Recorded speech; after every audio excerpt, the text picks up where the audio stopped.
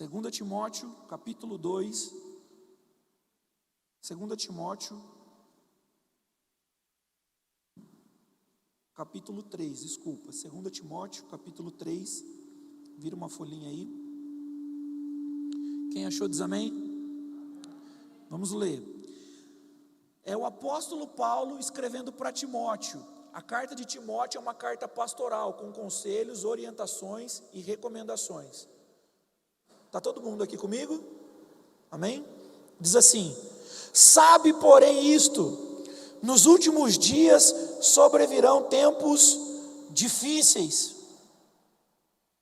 pois os homens serão egoístas, avarentos, jactanciosos. Pastor, o que é jactancioso? Orgulhoso, presunçoso, arrogante.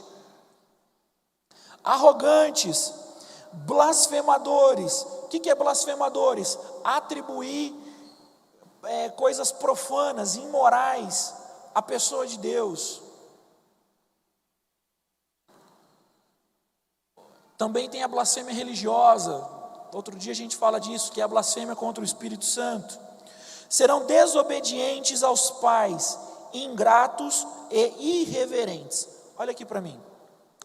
Todos os versículos que nós vamos ler são 5, eles são bem autoexplicativos, mas eu quis fazer algo. Eu separei uma palavra de cada versículo e eu vou ler a mesma palavra de cada versículo em outra linguagem, mas eu só separei uma palavra. A palavra que eu escolhi desse versículo é a palavra irreverente.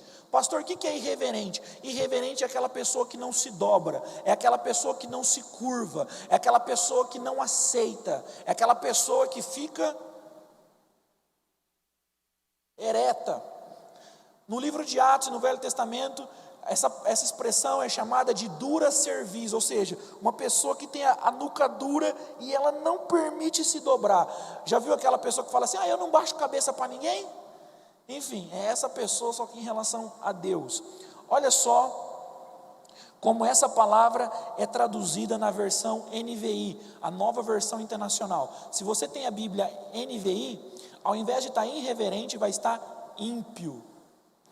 Se você tem a versão aí, nova linguagem de hoje, estará escrito assim: não terão respeito pela religião ou pela fé. Religião não significa todas as religiões do mundo, porque está falando da Bíblia, então está falando da fé cristã. Está falando assim: olha, eles não terão respeito pela fé cristã, eles não terão respeito pela sã doutrina, eles não se dobrarão, eles não vão se curvar, eles vão se comportar como ímpio. Pastor, o que é ímpio? Ímpio é uma pessoa que vive uma vida nem aí com as coisas de Deus. E por último, a corrigida. A versão corrigida diz assim: profano. Profano é uma pessoa que deliberadamente peca contra Deus. Não é aquela pessoa que peca, mas fala assim: poxa, eu não sabia direito como que era, como que é mesmo? Não, é aquela pessoa que sabe, mas ela faz porque não está nem aí. Meu pai teve bar uns tempos, e era muito interessante que alguns clientes falavam assim: eu gosto de fazer o que é errado, eu faço o que é errado, e eu quero ir para o inferno mesmo, porque lá no céu eu não vou ter amigo, não conheço ninguém, então eu gosto de beber, lá no céu não vai ter bebida, então eu vou para o inferno. As pessoas acham que o inferno vai ser um pub, tipo um pontinho de prostituição bem badalado. Eu acho que essas pessoas vão se decepcionar.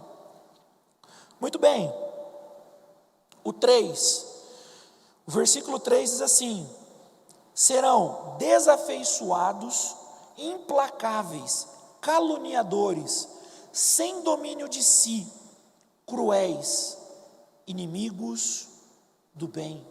Olha que coisas terríveis. A palavra que eu escolhi desse versículo para ler em outras versões é a palavra desafeiçoados. Pastor, o que é desafeiçoados? Bom, na NVI ela fala sem amor pela família. Desafeiçoado é sem amor pela família, na versão NVI. Na nova linguagem de hoje, não terão amor pelos outros e serão duros. A corrigida traduz sem afeto natural. Por que sem afeto natural? Porque é de se esperar que alguém ame pelo menos a própria família. Desafeiçoado é alguém que não se afetua, é alguém que não se relaciona com as pessoas que estão mais próximas. E quem está mais próximo de uma pessoa do que a sua família? Esses dias eu vi uma notícia, uma mãe colocou para fora uma criança de 2 anos de idade. 2 anos, metade do tamanho do meu filho, a metade da idade atual do meu filho. E ela falou, olha, eu não quero ele, eu não gosto dele, eu não suporto ele, mas ele é só uma criança. Não, ele não me fez nada, mas colocou na casa da vizinha. A irmãzinha de uns 8, 9 anos ia lá, buscava a criança, a mãe catava e colocava para fora de novo. E muitas outras coisas. Quantos bebês nós ouvimos nas notícias que são achados na lata do lixo? Pai que joga filho pela janela do apartamento. Filhos que tramam o assassinato dos pais, filhos que tramam o assassinato dos próprios irmãos, só pelo dinheiro ou por uma herança. Esse é o tempo que nós estamos vivendo. Pastor, essas coisas sempre existiram? Sim, mas nunca num nível proporcional tão grande. Você ouvia notícias como essa, você ficava assim, não, eu não acredito, não pode ser. Hoje é toda semana. Hoje é toda semana, se você vasculhar isso na internet, isso é notícia toda semana. Toda semana.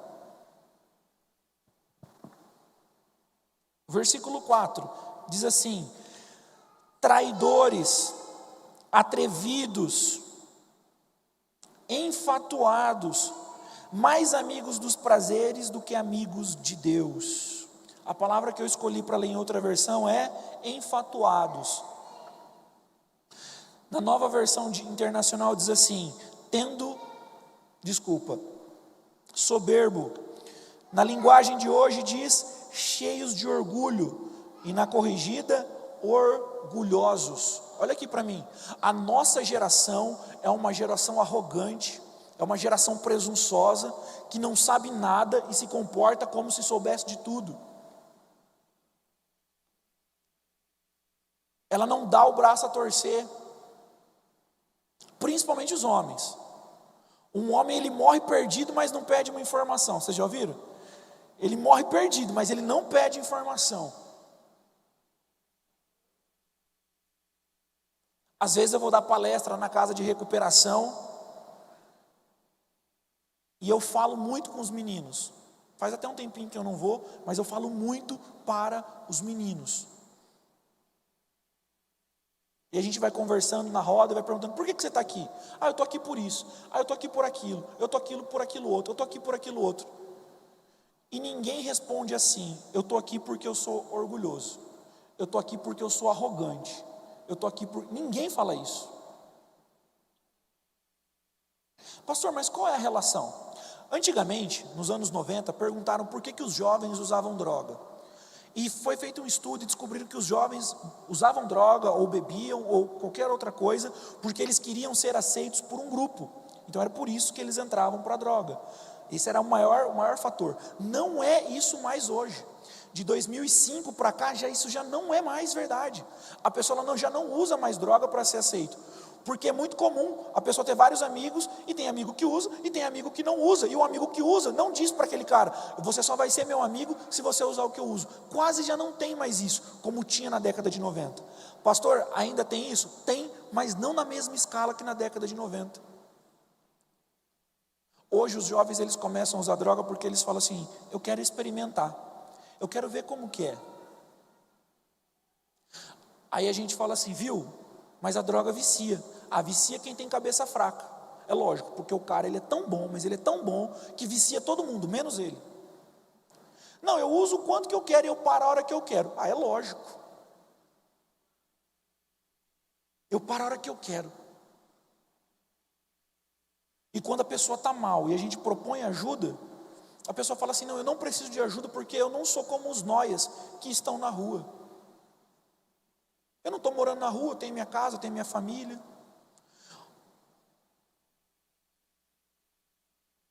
E a gente poderia falar isso em tantas outras áreas. Cuidei de um casal, o homem maltratava demais a mulher, e a gente tentando mostrar para ele que o que ele fazia não era bom, mas assim, coisas absurdas, coisas assim, inimagináveis. E ele falava assim: pastor, Deus me abençoa tanto, que tudo que eu faço prospera. Eu tenho um bom salário, eu tenho um bom emprego, eu ganho muita comissão. Ora, eu oro e eu saio para vender e Deus me abre as portas e eu vendo tanto. Então é sinal que Deus me abençoa. E se Deus me abençoa, porque Ele está comigo, então quem é errado não sou eu. Olha só que raciocínio, do cão.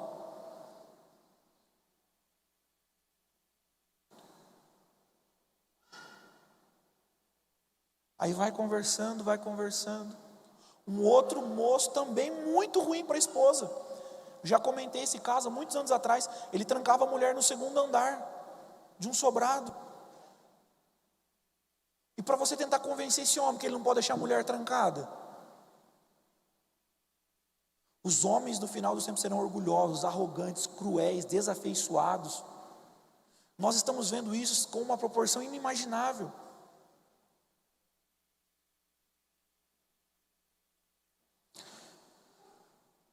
O 5 diz assim, 2 Timóteo capítulo 3, versículo 5: tendo forma de piedade, enganando-lhe, entretanto, o poder, foge também destes.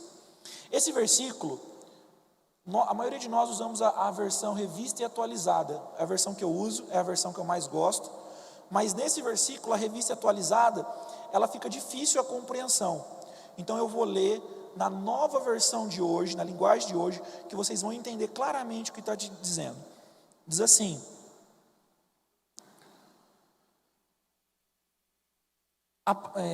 parecerão ser seguidores da nossa fé, mas com suas ações negaram o verdadeiro poder dela.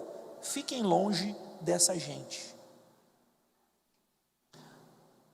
A palavra tendo forma de piedade é traduzida pela nova versão internacional assim: tendo aparência de piedade. O que é aparência de piedade? É uma aparência de espiritualidade, é uma aparência de... Esses dias me ligou uma mulher de São Paulo, eu até achei que era coisa me vendendo, ligou, falou: senhor, eu posso ler um versículo bíblico para você? Eu achei que era de alguma associação que eu faço parte, né? Enfim, falei: pode. Me leu o versículo. Aí eu falei: de onde a senhora é? Eu sou da... Não vou falar o nome, só não sei de onde. Falei: tá bom. Não, um detalhe, deixa eu contar isso aqui antes. Ela falou assim: senhor, eu posso ler o versículo? Falou: pode. Aí ela falou o endereço do versículo que ela ia ler. Ela falou: vou ler o lugar tal. E começou a folhear a Bíblia para achar o lugar tal que ela ia ler. Como ela tinha falado o endereço, eu sabia o versículo, eu catei e falei: é o versículo tal, sim, assim, assado. Ela falou: e leu de novo. O senhor conhece? É porque normalmente quando um jovem atende o telefone e fala que lê a Bíblia, as pessoas não acreditam, né? Eu falei: não, eu leio. Ela: que bom que o senhor conserva espiritualidade, tenha uma boa semana. E desligou. Então para as pessoas é muito comum falar assim: mantenha uma espiritualidade. E não é isso. Se você passar naquelas bancas de revista do centro, tem revistinha ensinando a fazer simpatia, lendo a Bíblia. Leia 3 vezes o Salmo 23, pega um pouco de rosa, põe num pote, enche de água e põe atrás da porta. Lê 7 vezes a oração do apóstolo Paulo, pega um terço, põe no pescoço, um galinho de arruda. Aparência de piedade, misturando coisa santa com coisa profana. Aparência de piedade. A Bíblia chama essas coisas de feitiçaria.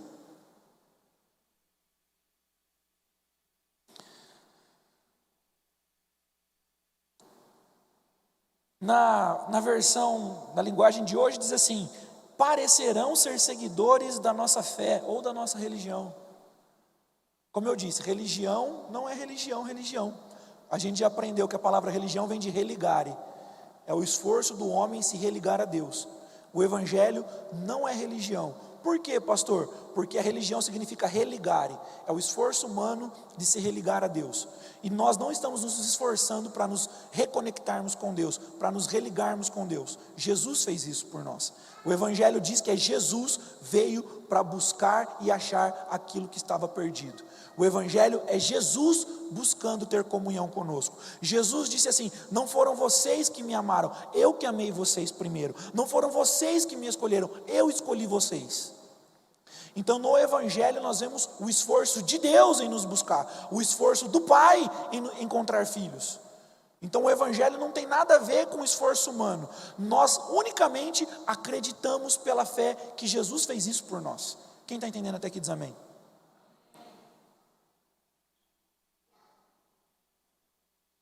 Então, se vocês repararem, todos esses pecados, todos esses comportamentos, eles estão listados lá em Gálatas, nas obras da carne. Pastor, por que a sociedade vai estar assim nos últimos tempos? Por dois fatores. Olha, isso é social. Nós somos pessoas que aprendemos com a convivência. A Bíblia diz assim: evitem as más conversações ou os maus relacionamentos, porque isso altera o seu comportamento, altera a sua conduta.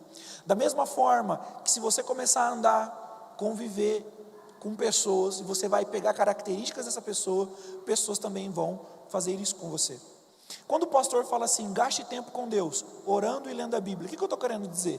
Passe tempo com Jesus, deixe as características de Jesus grudar em você, para que quando você sair do seu quarto de oração, as pessoas que tiverem contato com você, vão ver Jesus em você, vão sentir as características de Jesus em você, porque você se relaciona com Jesus. Eu já disse aqui, eu tenho um amigo baiano. Gente, se eu conversar com um amigo baiano meu, em 10 minutos eu viro baiano. Eu começo a falar arrastado, eu começo a falar manhinha, vatapá. É uma coisa, eu pego o sotaque muito fácil. Estas coisas que vão acontecer no finais dos tempos, é algo cíclico. É algo cíclico. A sociedade está produzindo jovens e pessoas doentes estão adoecendo cada vez mais a sociedade. É um processo retroalimentar, e vai virar uma bola de neve. Jesus é a cura. Uma pessoa que está doente, quando não toma o remédio, ela não melhora. A nossa sociedade, ela insiste em não tomar Jesus como a cura. Quero continuar lendo. Eu quero ler só um parágrafo que eu escrevi. O cenário gerado pelo homem em degradação. O que é isso, pastor?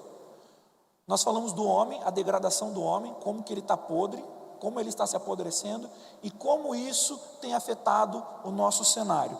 Quero ler esse parágrafo. Estes são os sinais comportamentais, as ferramentas e estratégias usadas pelos vários tipos de anticristo para a preparação do ambiente perfeito para o anticristo personificado, a naturalização do pecado, ou seja, a iniquidade. Eu vou explicar isso aqui rapidamente e eu vou encaminhar para a nossa conclusão. Pastor, o que é iniquidade? Iniquidade é quando nós pegamos um pecado e nós naturalizamos ele, como se ele fosse um comportamento sadio e normal. Então, por exemplo, o alcoolismo é um pecado. Quando nós achamos que o alcoolismo é normal, nós estamos praticando iniquidade. É a normalização do pecado. Infelizmente tem muitos jovens normalizando muitos tipos de pecado. Muito. E a Bíblia está falando que isso é perfeito para o final dos tempos. O final dos tempos requer isso. Jovens vivendo no pecado e jovens vivendo uma vida na iniquidade. É um ambiente perfeito para o anticristo, a personificação do anticristo se preparar. Vários tipos pequenos de anticristo têm ensinado isso. Ensina a blasfemar, ensina a ser incrédulo, ensina a ser arrogante, ensina isso. E nós temos jovens de tudo quanto é tipo, menos jovens que se parecem com Deus. É claro, tem as exceções. A Bíblia diz que Deus ele guardou para si alguns. O que Jesus falou sobre isso? Abra sua Bíblia aí comigo, Mateus 24. Mateus 24.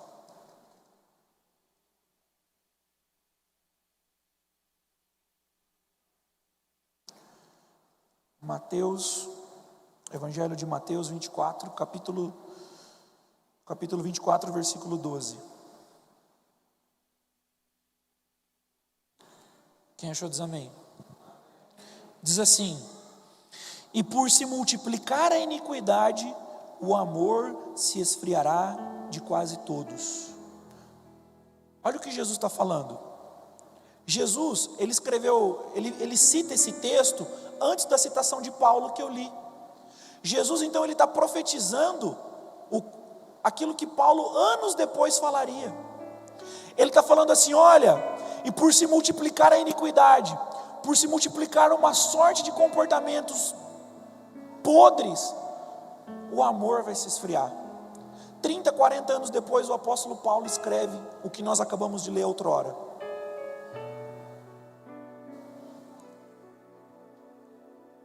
A iniquidade é o ambiente perfeito para a manifestação do anticristo. Um dos nomes do anticristo é a besta. Mas você sabe qual que é o outro nome do anticristo? Iníquo. Iníquo é aquele que vive uma vida depravada, uma vida literalmente naquilo que é ruim. Eu quero ler o último texto com vocês. 2 Tessalonicenses, capítulo 2.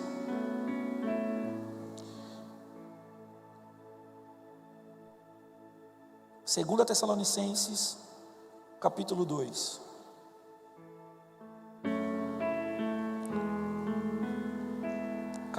Versículo 7.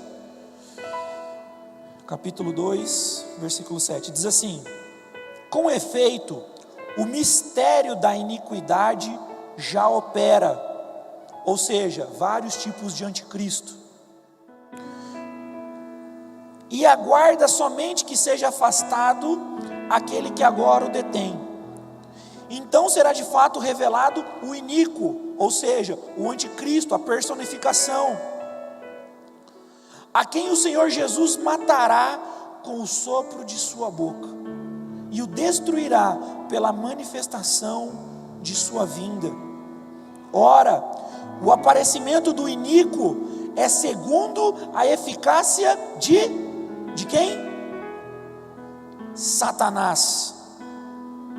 O aparecimento do iníquo é segundo a eficácia de Satanás, segundo o poder de Satanás, com todo poder e sinais e prodígios de mentira, e com todo engano de injustiça aos que perecem, porque não acolheram o amor da verdade para serem salvos. Esse ambiente de iniquidade que nós estamos vivendo é a soma de dois fatores. Primeiro, a maldade do pecado de cada um. Cada um faz o que dá na telha, cada um é dono de si, ninguém se domina, ninguém se controla. Aquilo que o olho de um jovem quer, ele pega.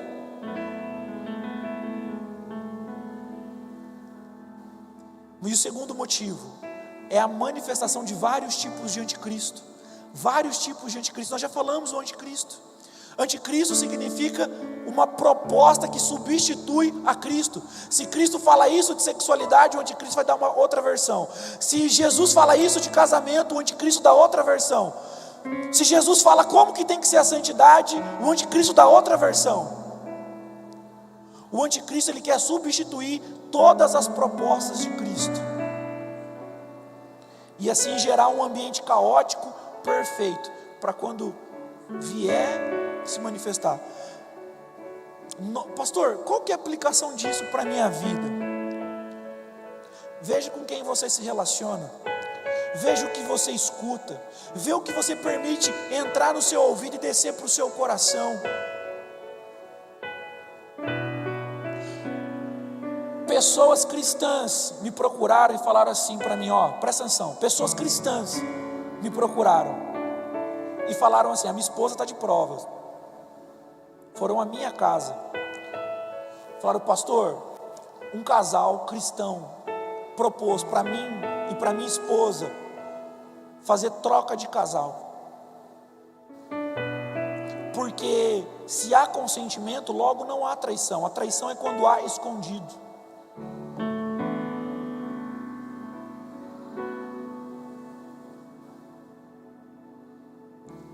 É mole um negócio desse?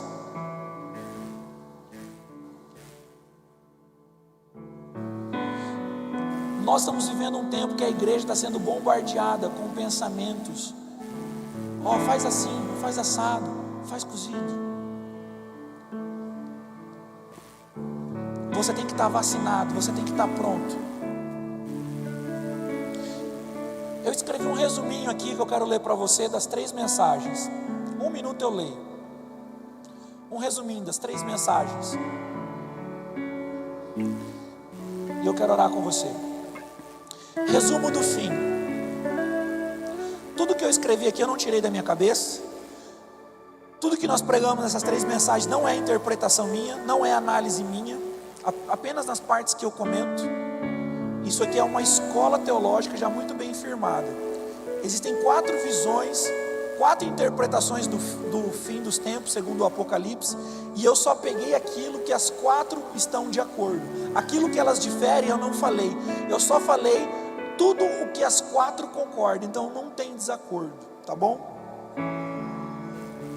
Você vai encontrar esses ensinamentos em mensagens do pastor Augusto Nicodemos, o reverendo Augusto Nicodemos, reverendo Hernandes Dias Lopes, pastor Luciano Subirá, pastor Jorge Linhares, pastor Lucinho Barreto, pastor Silas Malafaia e tantos outros homens que comentaram a respeito desses fatos que eu estou trazendo para vocês. Segundo a Bíblia, né? Resumo do fim. Haverá guerras entre as nações, terremotos, fome, grande perseguição contra os discípulos de Jesus. Falsos cristos aparecerão, e por aumentar a degradação do homem e de todos os pecados, a iniquidade vai se espalhar e esfriar o amor de muitos. Isso será a soma da vida no pecado de cada indivíduo com as ações dos vários tipos de anticristo.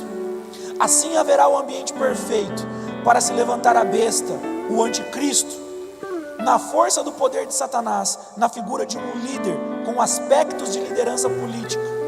Haverá a segunda besta, o falso profeta, fazendo sinais para enganar as pessoas com finalidade de dar crédito à primeira besta, o anticristo. Muitos discípulos vão morrer por causa da perseguição. Vou abrir um parêntese aqui que não está no texto. Muitos já estão morrendo na China, na Eritreia, na Costa do Marfim, Marrocos. Vários lugares cristãos já têm morrido. Aqui do nosso lado, na Colômbia. Muitos discípulos vão morrer por causa da perseguição. E isso será a vitória para aqueles que não negaram a fé. Após o cumprimento das profecias e chegado o tempo determinado por Deus, Jesus virá de forma física e visível nos céus, com grande poder e glória.